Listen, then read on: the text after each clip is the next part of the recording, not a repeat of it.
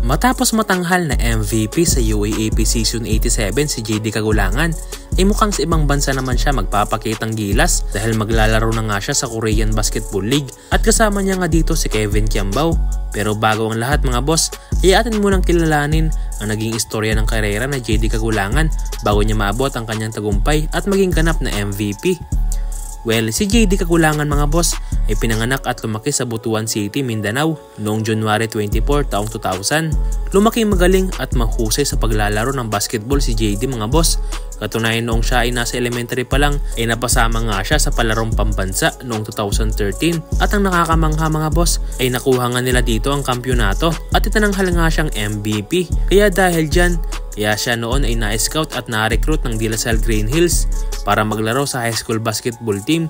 Kaya noong 2017 ay binuhatan naman ni JD Kagulangan ang kanyang team dahil nakuha nga nila ang NCAA Season 93 champion at si JD na naman ang itinanghal na MVP. Patunay nga ito mga boss na magaling naman na laro nga siya at sa pagtungtong nga niya ng kolehiyo ay nag-commit pa rin siya sa De La Salle. Ngunit isang season nga lang siya dito nakapaglaro dahil hindi nga siya nabibigyan ng maayos na playing time at binabangko nga lang siya sa buong season ng UAAP kaya napilitan nga siyang lumipat ng paaralan at ng kupunan kaya kinuha nga siya ng UP Fighting Maroons at hindi naman niya binigo ang UP mga boss dahil noong 2022 ay nakuha nga nila ang kampyonato sa UAAP Season 84. Hindi man siya ang itinanghal na MVP dito, ngunit napakalaking tulong naman ang naiambang niya para sa UP dahil isa nga siya sa mga sinasandalan ng UP Fighting Maroons sa 3-point area dahil sharpshooter nga itong si JD Kagulangan. At ang latest nga mga boss, itong kakatapos nga lang na UAAP Season 87 ay muling nakuha ng UP ang champion at nakalaban nga nila dito sa finals ang kanyang dating kupunan na La Salle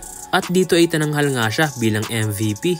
Aminin nyo man o hindi mga boss, ay masasabing magaling talagang manlalaro itong si JD Kagulangan, lalong-lalo na ang kanyang pagiging playmaker at mga opensa na nagagawa niya. Isa na nga dyan ang kanyang pagiging sharpshooter. At abangan natin mga boss kung magagawa nga niyang madala yan sa KBL na ibang-iba ang sistema kumpara sa UAAP. At ganoon din naman sa KQ na maglalaro din sa Korea at may binabalak pa nga maglaro sa NBA. Kaya abangan natin mga boss kung hanggang saan nga ba ang kayang maabot ng mga manalarong to. Pero kahit ano pa man na mangyari ay Pilipinas pa rin ang makikinabang sa husay at galing nila dahil siguradong sila ang magiging mukha ng Gilas Pilipinas in the future.